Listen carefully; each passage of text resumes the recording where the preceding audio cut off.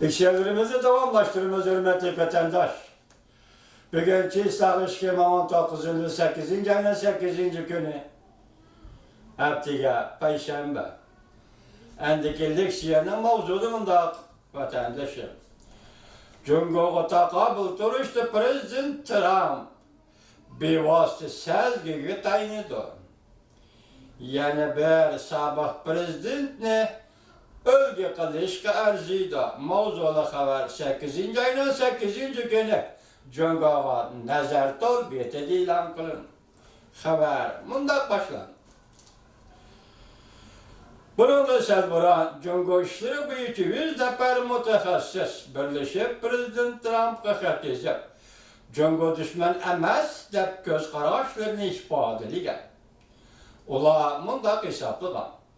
Amerika Qo'shma Shtatlar hukumati Cumhuriyet bilan qarshilashadigan ish xato yetaklash ve xatarlikdir.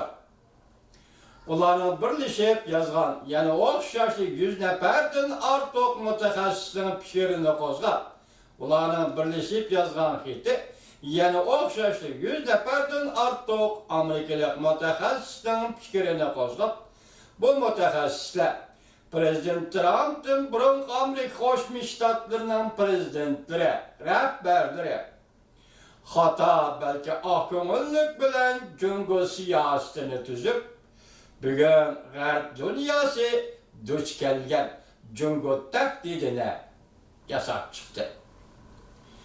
40 yildan beri Cumhuriyet mayli savdo, mayli aqliy mulk, mayli kishilik huquq, Tayvan ve Sharqiy dengiz, Janubiy dengiz masalalari ve Chavshan yadro qurollari qatorliq jihatlarda nima ishlarni qildi?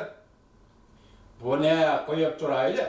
Ogohlantirish bergan kishilar bugun Cumhuriyetni dushman deb qarasang, uni dushmanga aylantira qo'yasan deyishdi. Lekin bugun Amerika Qo'shma Shtatlari duch kelgan Beijing doiralari namoyiti o'xshashli o'chmanlik ve Amerikaga dushmanlik bilan qaraydigan zulm solg'uchi azgucha bir siyosiy hakimiyettir. Amerika'nın sobiq prezidenti Nixon mundaq hesaplagan. Cumhuriyetni dunyoga elchib etib ve Cumhuriyet dunyoni elchib yurib. Cumhuriyetning siyosiy hakimiyetini o'zgartimiz. Natija shu bo'ldiki, 40 yil o'tgandan keyin Cumhuriyet Kompartiyasi harbiy ishlar, diplomatiya ve iqtisodiy jihatlarda Amerika Qo'shma Shtatlariga intayin zo'r tahdid paydo qildi. Sobiq prezident Nixon mundaq hisoblagandi. Cumhuriyet bilan uchrashish siyosatimiz mavzudan iddiasini zaharlarini tozalashga foydali. Lekin bundaq iddia ve zahar Kompartiyaning geniga aylangan edi.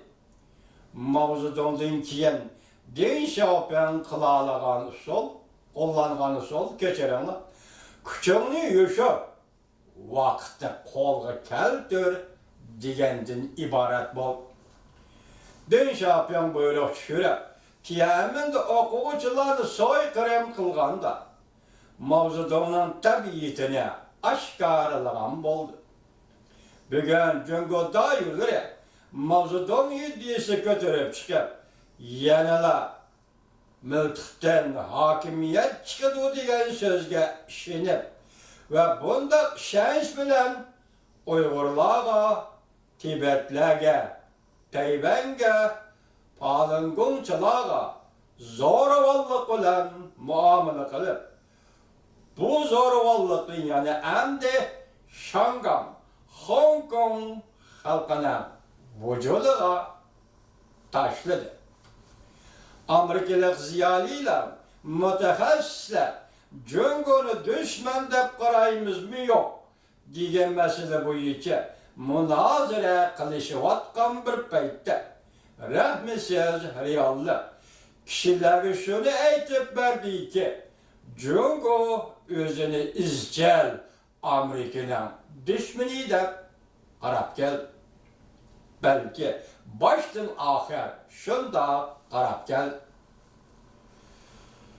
Gerçi Washington'dan her bir dokunuş kengayıvatkan Cungo tehdidini el kılış hiyali bolmusu mu?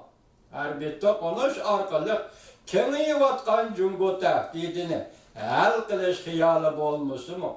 Lekin Garp dünyasının kural yarak iskilatı da Garp dünyasının kural yarak iskilatı da en önemli bir kural ve en tuluq paydalanış kıbılıdığan bir kural var ki bu kural o bolsa mu hakiki ahvalını aşkarlaştığını ibaret.